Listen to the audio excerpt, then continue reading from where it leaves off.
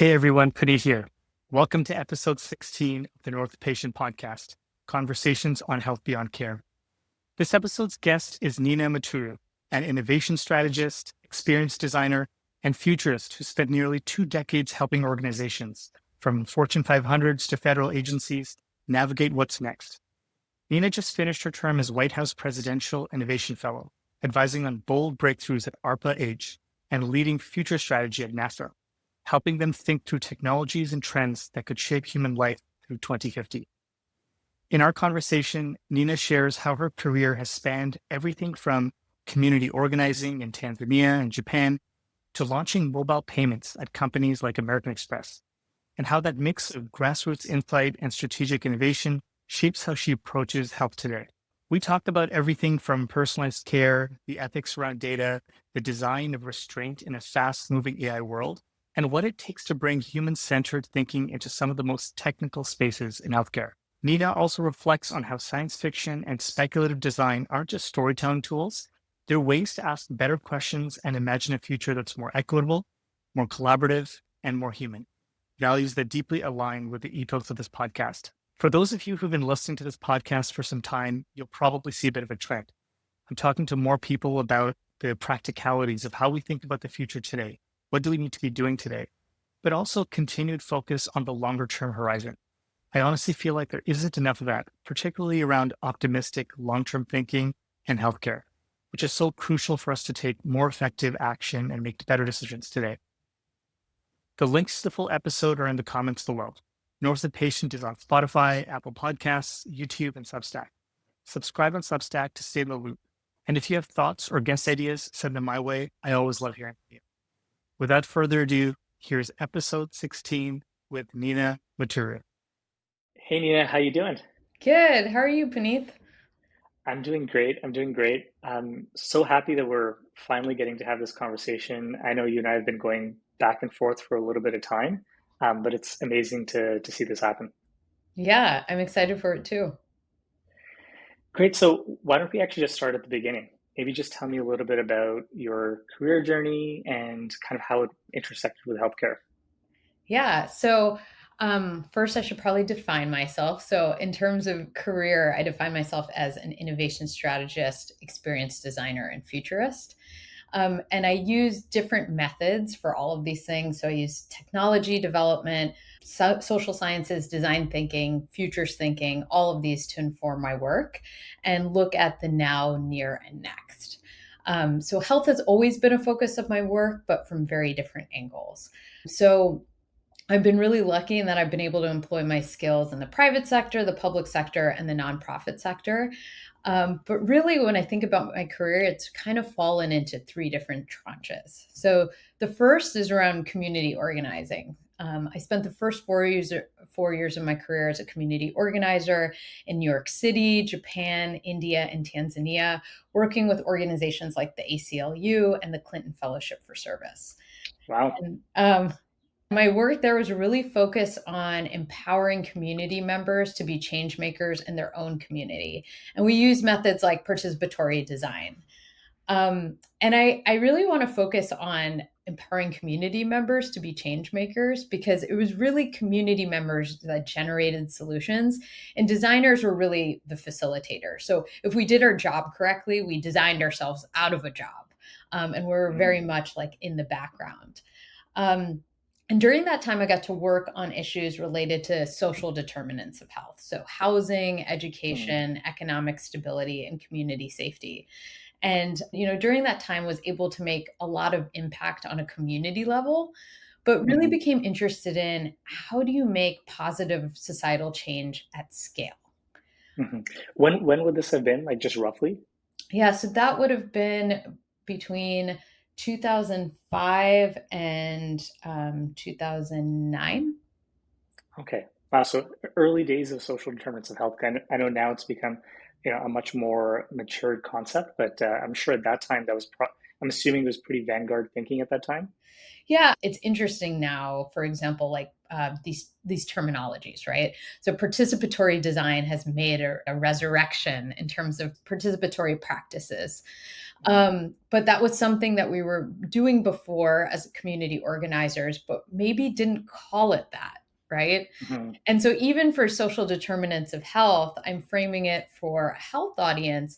But at the time, it's just like, what does it mean? Like, what are our basic needs and how do we get them met? And so I think about like, I was really interested in this. How do we make change at scale? So I went back to school to get a master's in public policy and an MBA. And when you're talking about early days, this was a time where this was 2009. And so international development was moving away from aid-based solutions to poverty alleviation to market-based solutions to poverty alleviation. So that was the onset of the Clinton Foundation, the Gates Foundation. So business was starting to become a force for social good. So that's where you start seeing the term social impact come about, is like business playing a larger role in it. So I originally had wanted to get a master's in public policy, but then added on an MBA because I felt like business was going to be this whole realm that was really going to change the game. And so went back to school, really thinking about these levers of policy and business and how they could lead to change. And after school, spent about 7 years in corporate innovation. So totally different from community organizing. Mm-hmm. And there I was using tools like design thinking, lean startup, strategic foresight, to build the strategic innovation plans and pipelines for mostly Fortune 500 companies. So this included my work at American Express, launching all of their mobile apps like Apple Pay, Samsung Pay, Google Pay, building 5 to 10 year product pipelines around the future of collaboration or consumer health. And as a consultant, I got a variety of clients, including very large life sciences companies and pharma companies. And most of these clients were trying to design the complexity out of their treatment and protocols. So it was easy for people to understand and therefore more likely to adhere to a treatment plan. So it was much more focused on the delivery of care. But like I would say in terms of everything, all of these projects, I was trying to take a business problem and transform it into a human problem. And the thinking behind that is if you solve for a real problem that people actually have and create a business model that supports it, the profits will Mm-hmm. naturally come. Wow, that's a pretty varied range of experiences. I'm sure that kept things really interesting in terms of keeping you on your toes, but I can also appreciate there's probably a lot of lateral thinking patterns that you saw in one space, whether obviously in the side of kind of international development and looking at similar things on the corporate side. What were some of the patterns you saw that you were able to apply as your career progressed? Yeah, well, I think that like has brought me to like the last 5 years of my career where I've actually got to bring all these divergent skill sets together. So in terms of my career, it's been really gratifying. So been able to combine my corporate and community experiences around more social impact innovation. And so this is taking more of like systems thinking approaches to large societal problems and really being able to zoom out. So when we're talking about social determinants of health and delivery of healthcare, right? So that broad spectrum of thinking about a human in all aspects of their life. Um, and so that has been, I think, being able to pull from very different parts of my experience, depending on the problem. For example, I always hesitate when people ask, like, "Oh, so you work in design thinking?" And I was like, "Oh, that's just one methodology, right? There's many methods that you use depending on the problem at hand." And so sometimes like we'll be pulling from more like more community organizing techniques, where other times it's more of like marketing or business model identification and things like that. Gotcha. So maybe tell us a little bit more about the most recent phase of your career, or at least whatever you can share from that. Yeah, for sure. So, for the past 2 years, so I just finished up a 2-year term as a White House Presidential Innovation Fellow. That's a long title to say that I was working, the program brings mid to senior level innovators from the private sector into government for 1 to 2 years to work on issues of critical importance. And so And sorry to interrupt, but is that something you apply for? Is that something you get selected for? How does that even yeah. work?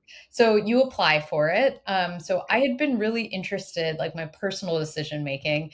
I was been really interested in working in government. Like I had this public policy degree that I hadn't used since graduation, and government is certainly where a lot of people with a public policy degree go to.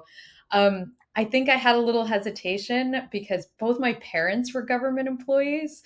Oh, Um, you're right. yeah, and I like, my dad was a regulatory scientist for the FDA, and my mom was an Mm. economist for the US Mint. And I grew up outside of DC. So it was like, there's own stories of like, am I becoming my parents, right? Uh, my parents were diplomats, so I know what that's all about. Yeah. So do you feel like you become your parents a little bit more too? Uh, Maybe not career-wise, but you're definitely influenced by that. I think it definitely makes you think about how you look at problems and how you look at work and sort of the role that work plays in your life. But yeah, Yeah. So a friend of mine had told me about this fellowship and was like, this might be the right fit for you. You've been working in innovation in the private sector. It tends to recruit people from the private sector, and you come in at a senior level. You're used to working with CEOs and corporate executives. This might be the place for you. Um, so I applied and had like a very really great interview process. I was completely myself throughout all of it, and there'd be times in the interview process where I'd be like, "Oh, I was too honest. I was too myself. I was too opinionated because I had all these assumptions of what being a government employee was like." And through my 2 years, I've had the most phenomenal experience. It's probably one of the best jobs I've ever had. And so I can tell you more about it. But after I was selected into the program, you're placed in an agency as a senior advisor to agency leadership. So during my time, I had the opportunity to work with the Advanced Research Projects for Health, or ARPA-H, and also NASA. and ARPA-H. So I understand there's familiarity between ARPA-H and DARPA in terms of the nature of the program. Is that right? Yes. So Puneet, tell me, what do you know about DARPA? Well, other than knowing that it's defense-related research, I understand it's typically top secret, but typically thinking about moonshot-based research that's focused on outcomes that might come out 5, 10, 15 years down the road. Did I get that right? Yeah, that's great. I think a lot of times people think of DARPA as, as you said, came out of the Department of Defense and that they're creating technologies for warfare. But actually, they've created a lot of consumer technologies that we use every day. So, you might be familiar with things like the internet, Yep. GPS, mRNA technology that powered the COVID vaccines, and even the voice assistant Siri, who's in our Apple products. So those are Hmm. all technologies that came out of DARPA. And that model is so successful in producing these technologies that made it to market that they've tried to replicate it. The US government has tried to replicate it in different industries. So we had it for energy, infrastructure, intelligence. And then 3 years ago, they created ARPA-H, the Advanced Research Projects for Health, related to health. Um, Mhm. and so I was really lucky in that I got to join the organization when it was just 6 months old. So really got to be there at the forefront, helping with the strategic development of it. And the whole focus of ARPA-H is to invest in high risk, high reward technologies that the private sector might not invest in because of the amount of resources it would require, and the potential for failure. But if the technologies do succeed, they'll have huge societal impact. What are examples of the sorts of technologies that they'd be working on that are, I guess, that you can publicly share? Yeah, so there are a lot of different ones that have come out. So we have things around like bionic eyes, sensors, like and cleansing robots that are sensing your built environment and making sure you're always breathing the healthiest air. There are things around a universal vaccine, so one vaccine for everything. There's many, many other ones, but the range is quite large. And how does it work? So is ARPA-H actually doing the research itself, or it's more about funding and steering research that's happening in other places? Yeah, that's a great question. It's more about funding and steering research. So, how I would think about it is how ARPA-H is structured. It's a very small organization and it moves incredibly fast. So, sometimes, when you come from the private sector, you're like, oh, government's going to move really slow. I come from the private sector, you're like, very, very fast. And they're run by a program manager. So you could almost think of them as like the mad scientists with the big like the big bold idea. And what they do is they bring on performers. So these performers could be universities, they could be for-profit entities to help build the technology to realize these bold, innovative ideas. Gotcha. So yeah, I guess what would be the role of the designer in the context of ARPA-H? So you're probably thinking like, why would a bunch of scientists bring on an innovation strategist with a background in design and business? Like that doesn't really like if we're building science technologies. And the reason is to make sure these technologies actually transition to the real world. Mm. So for innovation to come into the world, three things have to align. So think of this as a Venn diagram of three things coming together: desirability, viability, and feasibility. So you might have heard of this. Sometimes it goes by DVF for short. So desirability is the people, viability is business, and feasibility is the technology. And oftentimes, scientists and technologists only focus on the feasibility part. So they want to get the technology the best that they can. Mm. Um, and this results in what we call the innovation valley of death. So public funding for R&D research invests a lot in that basic technological research, and then it drops off once it gets to the problem solution fit identification, the business model, and the scaling. Which means these technologies never see the light of day, and they're not picked up by the private sector and get wide scale commercial adoption. And so my work was really focused on how do we start thinking about human needs and business needs very early on in the R&D process, rather than an afterthought after the technology is built. So going back to talking about some examples, I think it's always great when we can add some color to your experiences. Are you able to leave us with a bit of an example of something that you thought was really interesting that was happening within ARPA-H as a project that you can talk about? Yeah. So I mentioned that I was brought on to really think about user experience and design. And so one of the programs that I helped with was APEX, which is a universal vaccine. So this is one vaccine that would be for all diseases, right? These are moonshot ideas. And so, how could we think about different delivery mechanisms in which to dispense this drug? And so, we had this great conversation. If you look at in design, we often talk about analogous examples. So, an analogous examples as in CPG is around gummies. So, vitamin intake has increased dramatically since people started having vitamin gummies. It's because it makes it more fun to take your vitamins, right?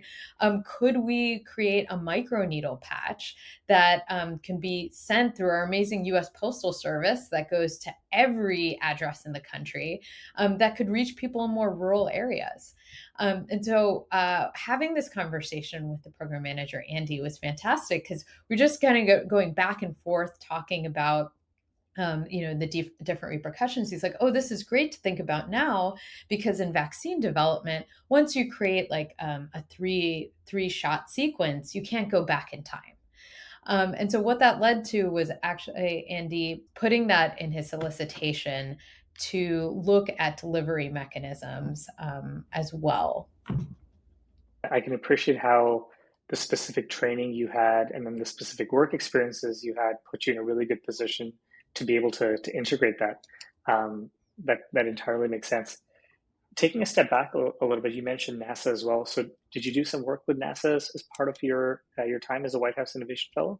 Yes, I did. So I worked with NASA on their strategic foresight and futures practice.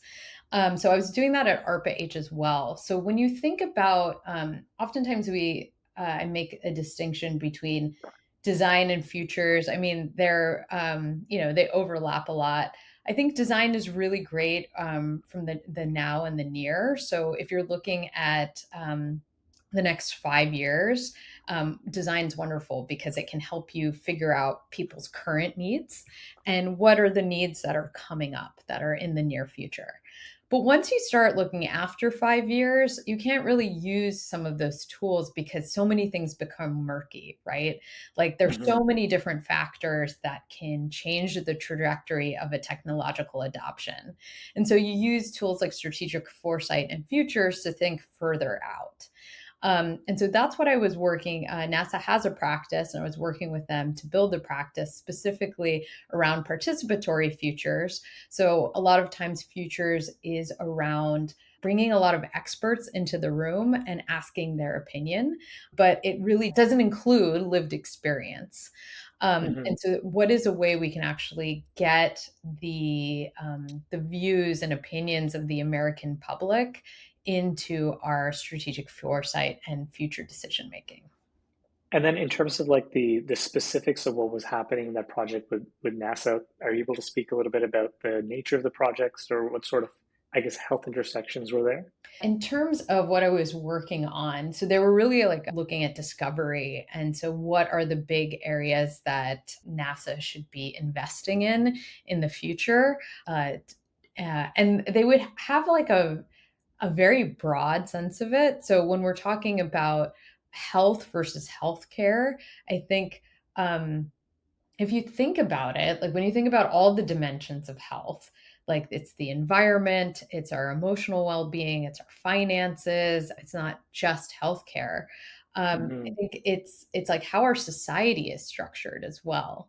Yep. So kind of thinking about, I think that's like the approach that NASA was taking in terms of health is like, what are all of these things and how do they come together?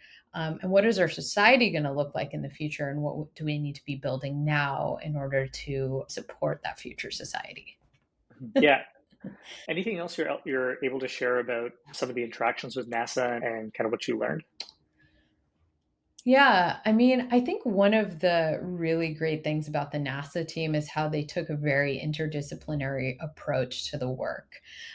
So you had engineers and scientists, but you also had like social scientists and designers. You had sci-fi writers.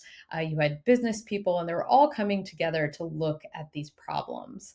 And I thought that that was a very advanced way of looking at futures and strategic foresight. So I was really very impressed with NASA's capability. At one point, you mentioned that you were also running your own design consulting firm. Can you Mhm. talk a little bit about that and what sort of work you were doing there? Yeah. So when I think back at my time running my own consulting firm, it was so amazing. It was like the first time that I could truly extend my wings. So, when you think about an innovation consulting firm, they all have their own specific methodology and terminology because that's part of the product that you're trying to sell. So, generally the process is the same, but they all have a little different way of saying it. And so when I had my own firm, I could take a more expansive view of things and pull from tools from very different disciplines for the problem at hand. I guess let me take a step back. So in innovation and design consulting firms, the prevailing methodology is you hire generalists and then they can ask the obvious questions that might uncover a new possibility. Hmm. And then you look at something like healthcare, where we often hire experts who have a deep expertise in one specific area, which is fantastic. But it also means that they might not be seeing the whole picture or being able to connect all the dots. Right. Totally.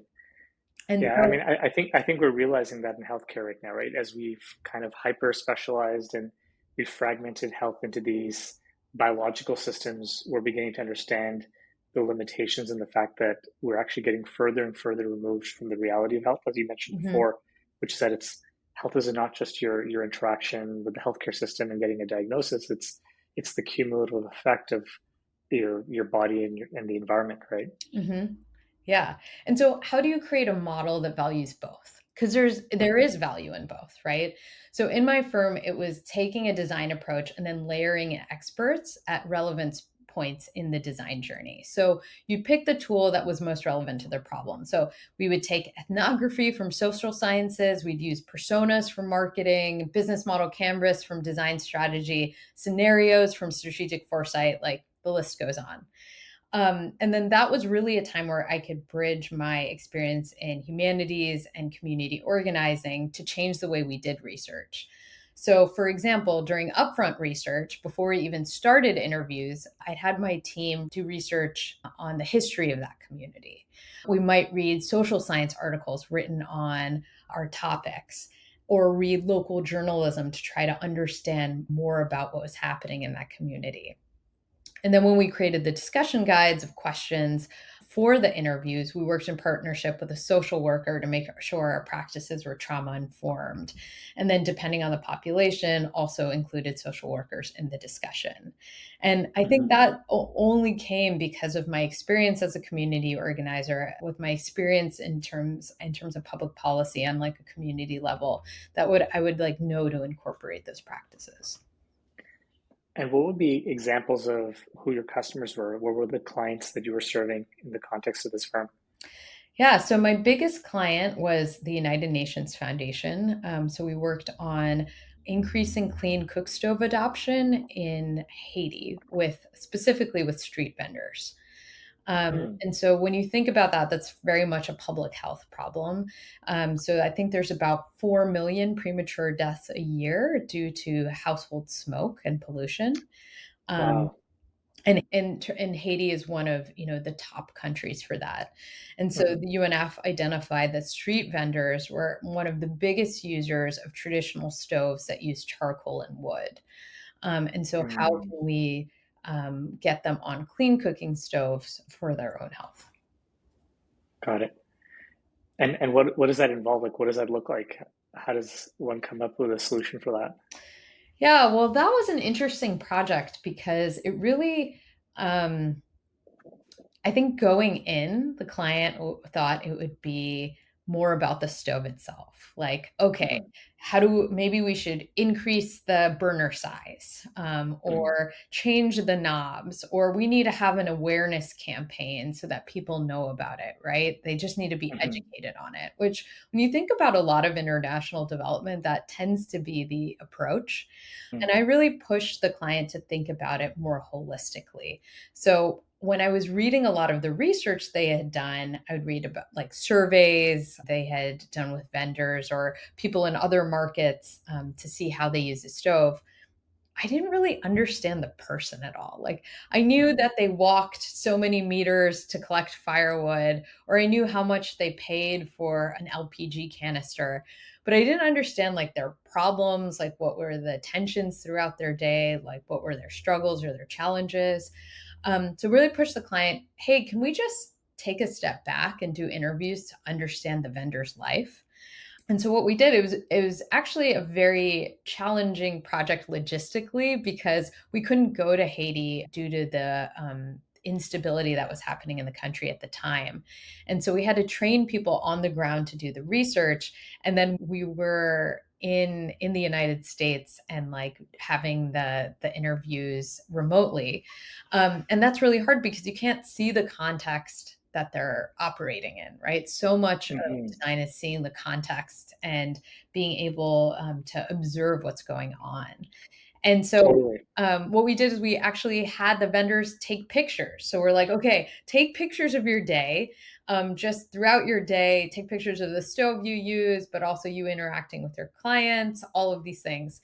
And then they brought them into the interviews and we mapped them together. They told us about their day using the photographs. And then we created like a loose map of what happens on a day-to-day basis, which was a really fun way. I think in the final deliverable too, we used all the pictures were those taken by the vendors, which was really nice. But what we got to see is that, it wasn't just about the stove. It was about these larger societal things happening in their lives.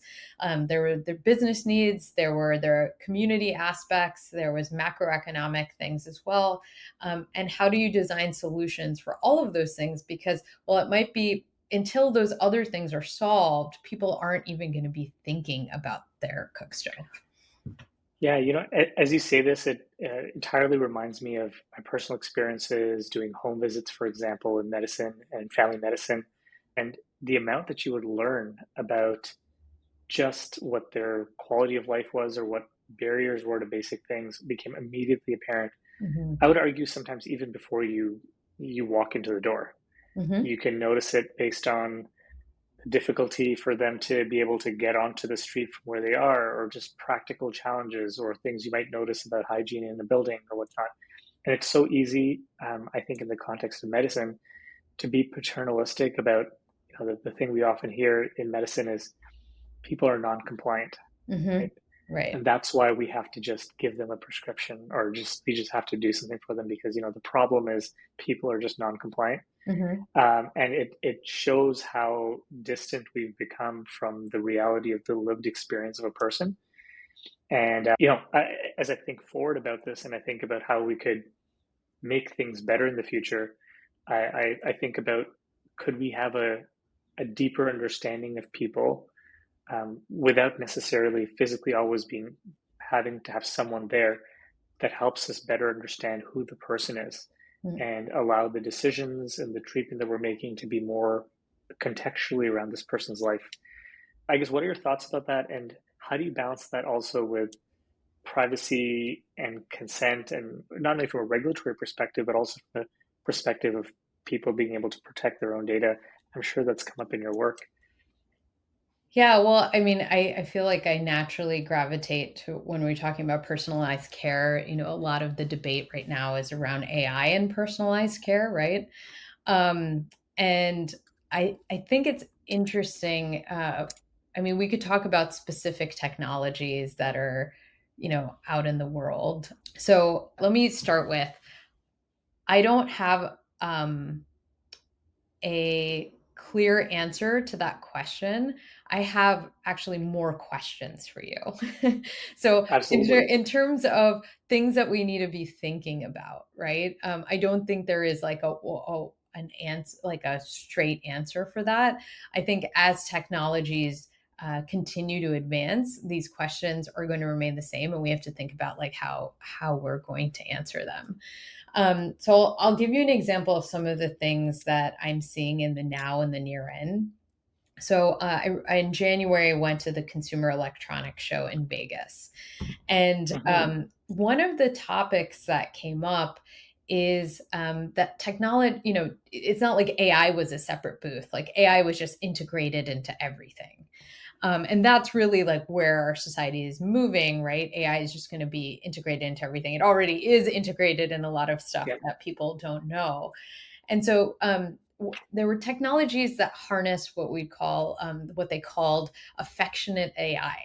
So this is Hmm. AI that feels like another member of your family. So the AI knows how you're feeling, how you want to be interacted with, and responds accordingly. So when we're talking about personalization, Hmm. so in many of these products, the AI was portrayed as a nurturer. So they were caring for it was caring for your plants, pets, elderly parents, and even your children.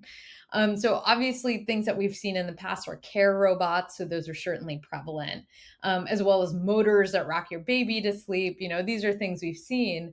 And even small homebound greenhouses that water your plants and notify you when your vegetables are ready to harvest, right? Yep.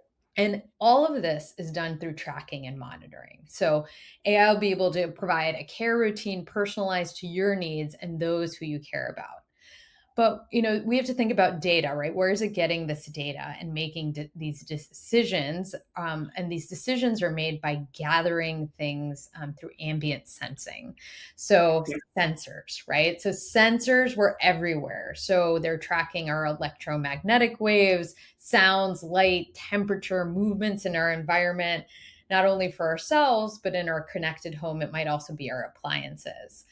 Hmm. So when you're using AI, these sensor signals are translating into the user's context. So when we were talking about being able to understand the larger context, these sensors can actually help us do that. And they can provide services in wellness, entertainment, household management, the list goes on.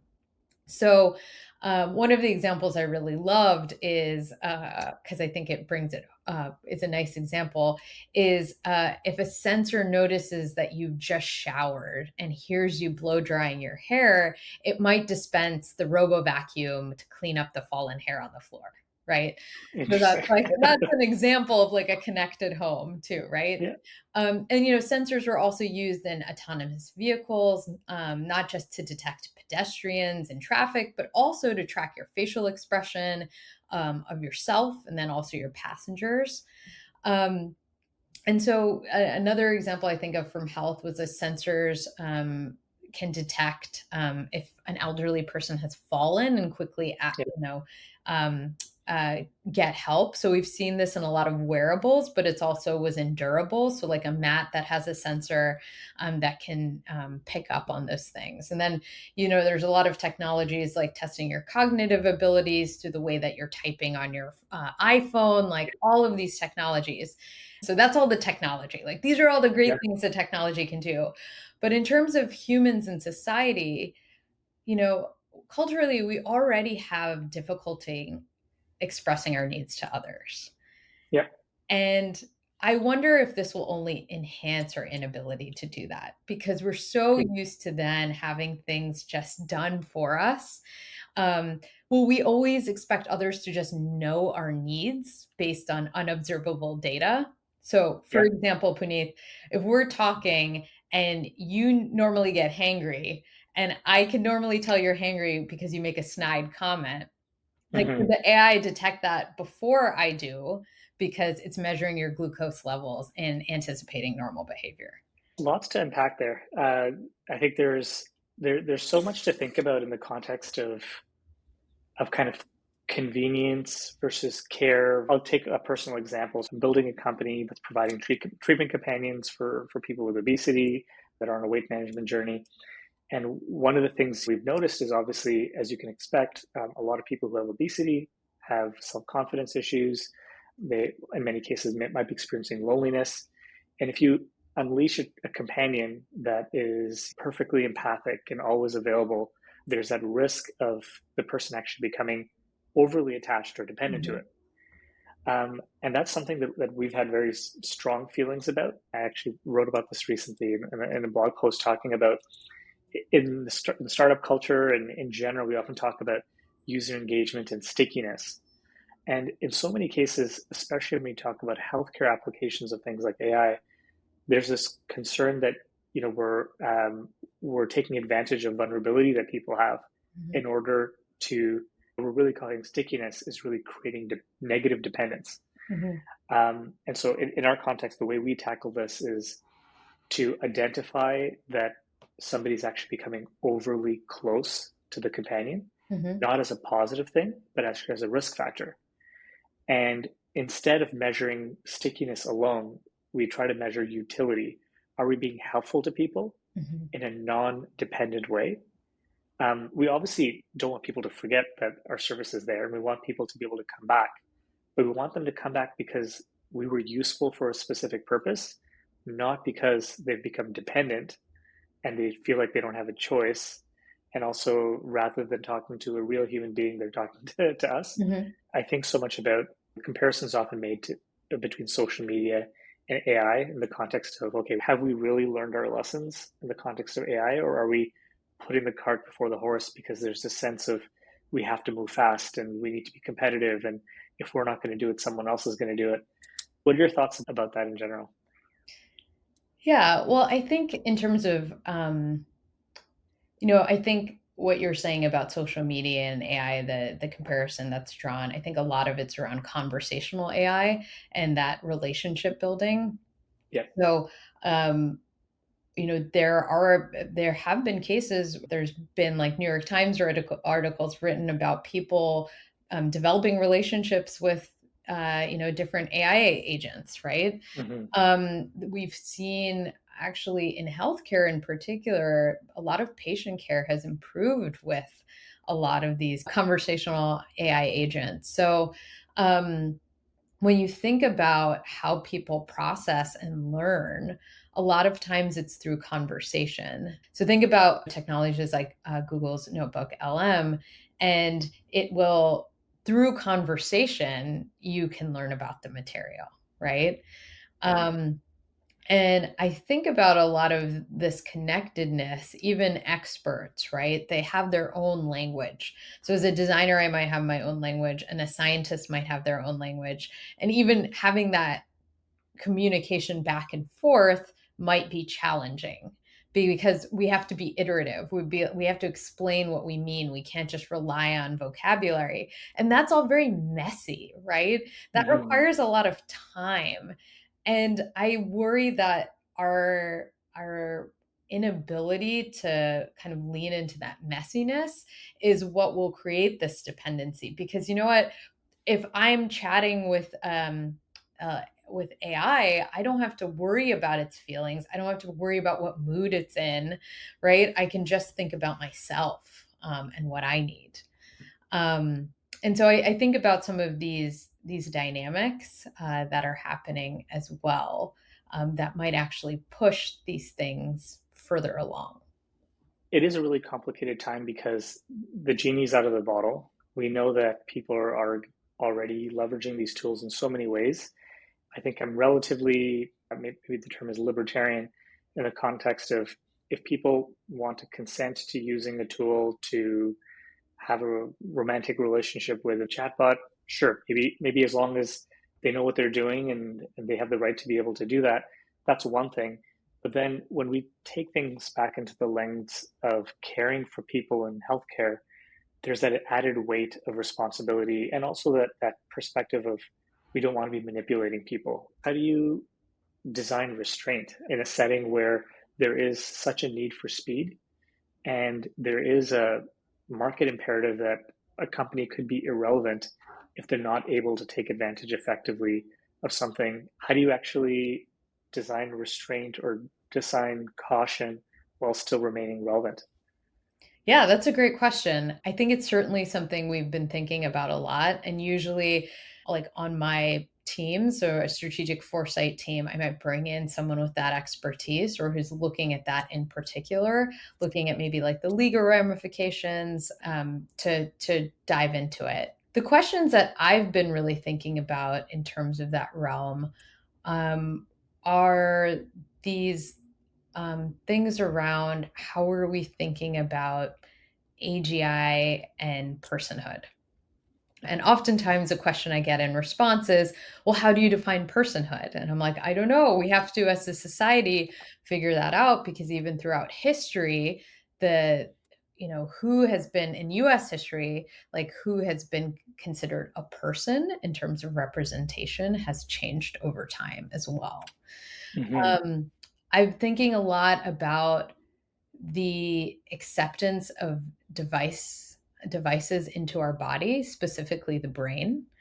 Um, and some of the things that I have seen in the past with device integration, and how those things are going to change. For example, uh, there is a tendency to not, from the research I've done, for it not to any sort of monitoring device for it not to break the skin barrier, right?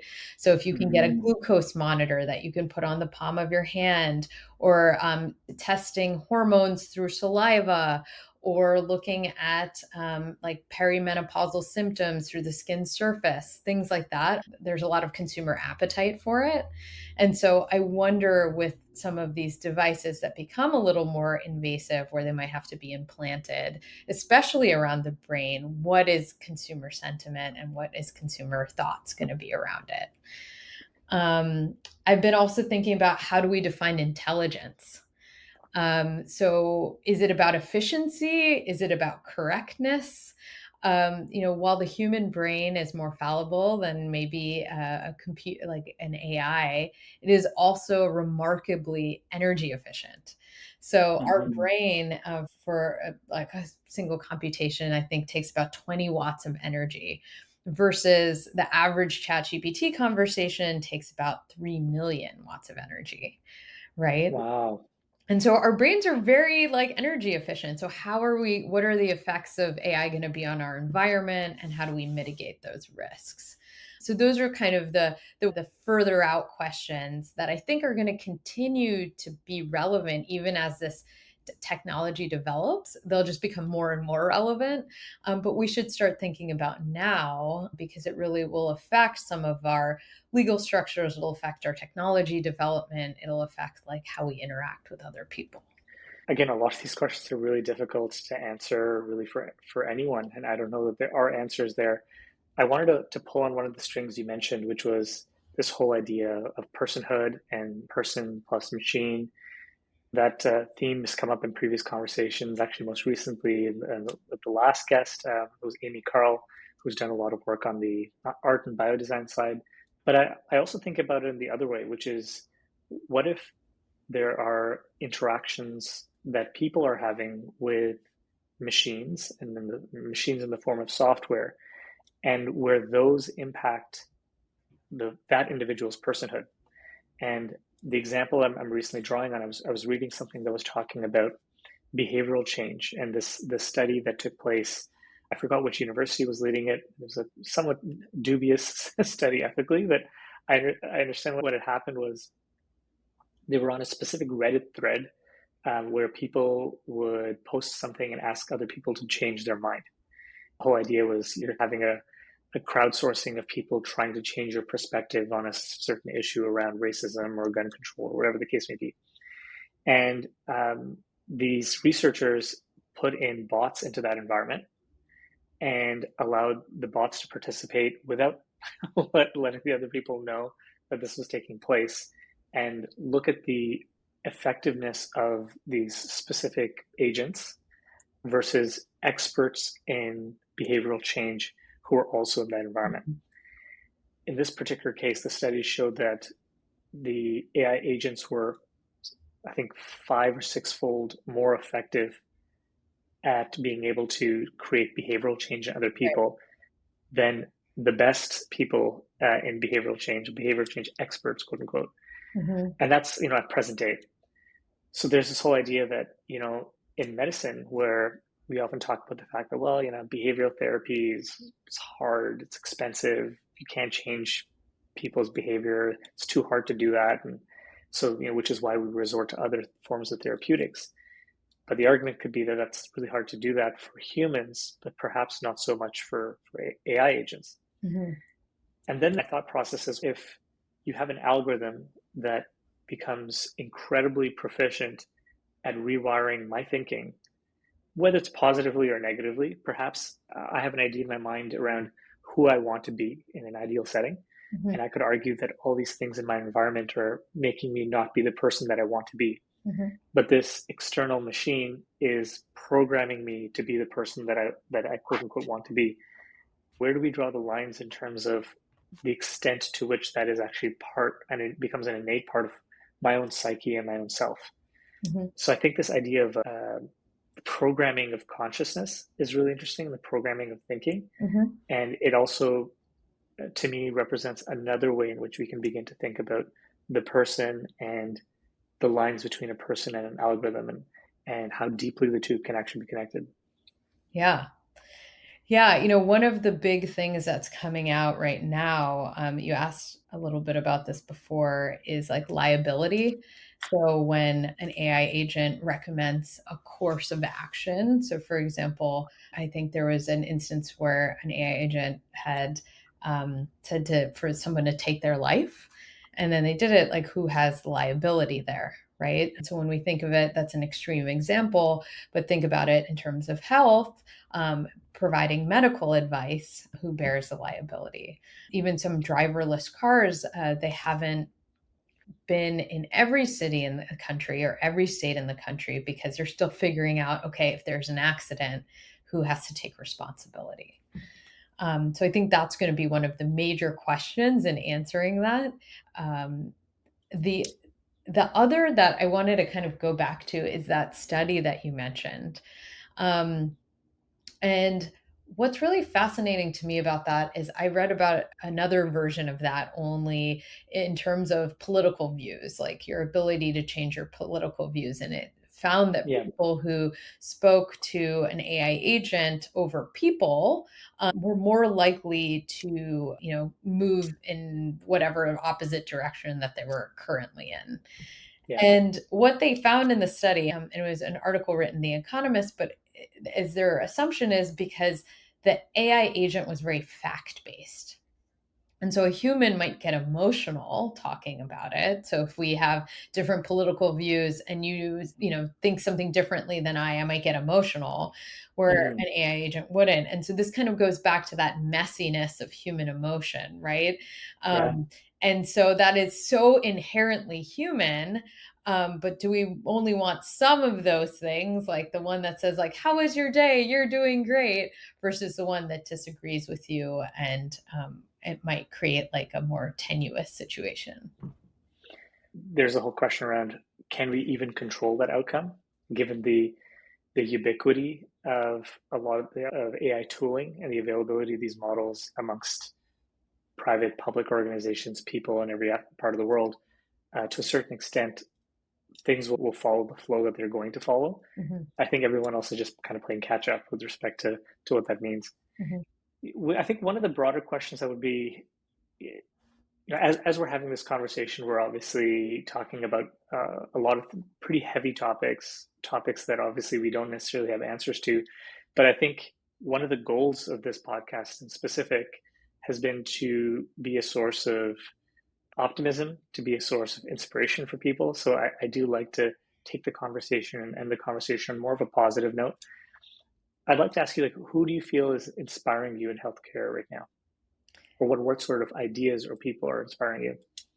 Yeah, well, I would say that, when we're talking about this topic and we said it got a little bit dark, I do think what I love about deep technologies like artificial intelligence is they really force us to think differently, right? So we can't do business as usual. We have to go back to our assumptions and think about these like basic questions. So a lot of the questions that I posed earlier, they're not necessarily technology questions. They're like philosophical questions, right?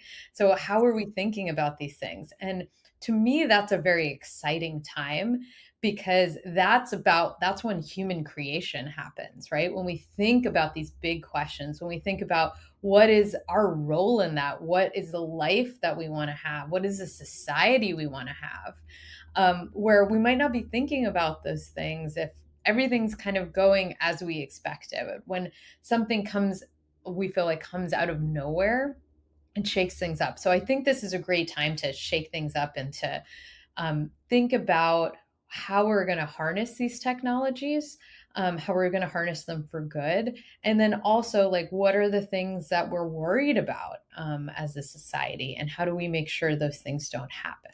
I entirely agree with you, right? I think it's a lot easier to have doomsday conversations about AI and the future of so many things. And in so many ways, the stories we tell do end up writing the future, right? And which is why I think it's so important to also think positively and constructively in the context of what does good look like in Mhm. the future if we are to be really successful in how we leverage things and we strike a balance and we minimize the number of mistakes we make. Where do we get to? And how do we define success in terms of what that looks like? As somebody who's been thinking about the design of the future, can you share your thoughts on what good could look like, even if it's painting an image or teasing at an idea? What could be something that is really good about the future of health that we should inspire to build? Where I've been getting a lot of inspiration for the further out has been a lot of science fiction and art. So I think both of those channels are great ways to think about a potential other future. Reading things like Afrofuturism or Indigenous futurism that really look about what could an equitable society look like. We don't currently live like in one, so how might that look? And I think those are, to your point, we have many like doomsday images in our mind.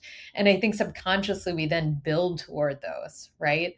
Because we have a visualization. So think about when we were talking about relationships with AI, think about the film Her, right? That came out many years ago. And it's like now that's happening.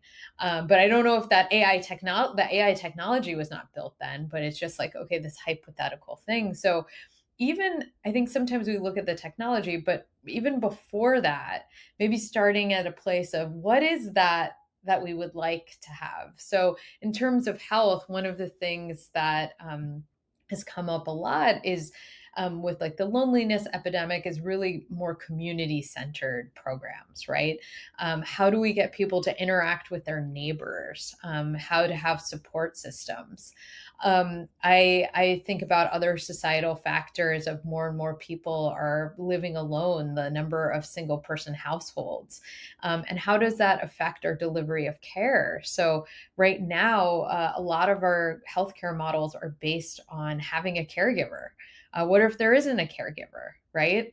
And I guess like so those are some of the trends that or the kind of trends and drivers that I'm seeing that are going to like be impacting our healthcare system, also the future of home, like the future of companionship is what I'm thinking about as well.